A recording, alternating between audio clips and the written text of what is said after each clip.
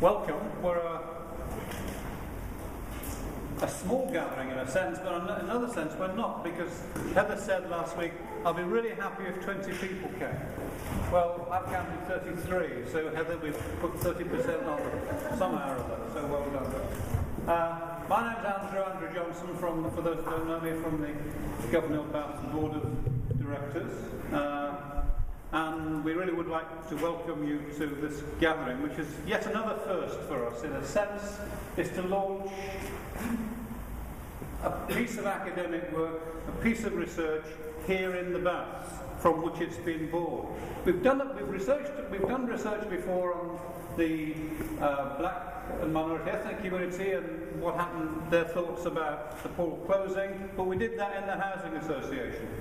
And the good thing about tonight is very different from anything in the past. As has been the case for the last week, we actually have the keys to the baths.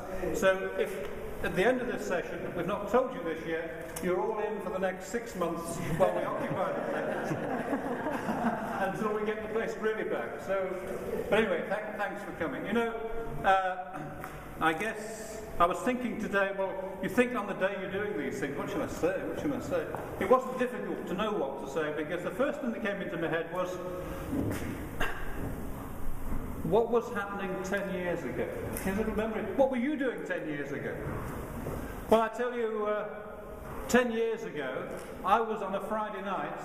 I know where I was. I was in the balcony watching two daughters swim up and down the pool. And Elias, a few years after that, probably was, or at the same time, probably was doing the same thing as our kids were swimming up and down in the Kingston Baths.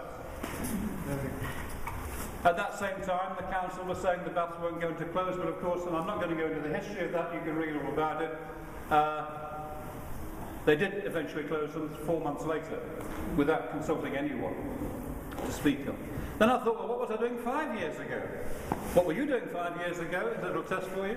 Well, 5 years ago, Fatima and myself and a few others were busying ourselves, having discovered the council were trying to sell off the baths to a local organisation.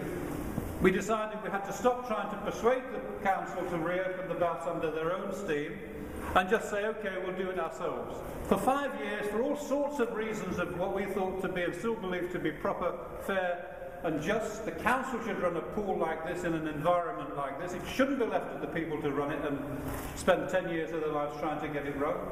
So at that time, in September, 5 years ago, we were busily putting together, with the great help from the tax office as it was, putting together a charitable trust, and 3 months later, Govanhill Baths Community Trust was formed, and that's the auspices under which we're gathered today. And so I'm still going on with your memory test. 1 year ago, we'd just got to the point where we got £70,000 from the government to open the Centre for Community Practice. We were just at the point of, I think in September, I think I'm right, Fatima, in saying we were just putting out the advertisement for the position that eventually brought Heather Lynch into the fold, as it were, and she eventually took up her appointment in January of this year. In those little chunks of time, so much has happened, and I can't, Heather gave me 3 minutes, I must have spent that much already. So much has happened. The formation of the trust was the biggest issue. Being here today, getting access to the baths is another issue. Where do I stop? The charity shop is another issue. Major events, Street Land Opera went this week. The refugee session that we had, the Sonic Soap, all of these bringing hundreds of people, and the very reason we're here for this weekend. In the last 2 years, 4,000 people have come through the Steamie. And we hope this weekend another 2,000 will come. There can be no greater statement of what people feel about a legacy like this and how they want to be part of it and how they want to join in with the effort. So when you go away tonight, if you've been round before, maybe you won't want to come again, tell other people to come along as well. So again, you can look at our new website, which is being launched hopefully in the next few days, to find out where we're at in many issues. And the very final point would be, as you probably will realise if you've had stuff from us, we're into a programme now, we're opening up this Steamie and the front of the baths on a programme of £2.5 million.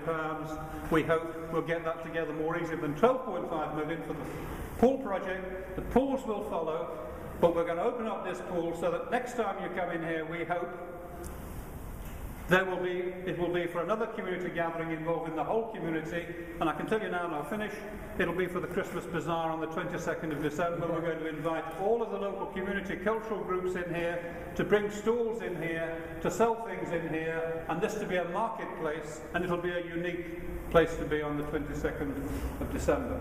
So, enough of all of that. The real function now is to introduce Heather Lynch and the project that she's put together for us.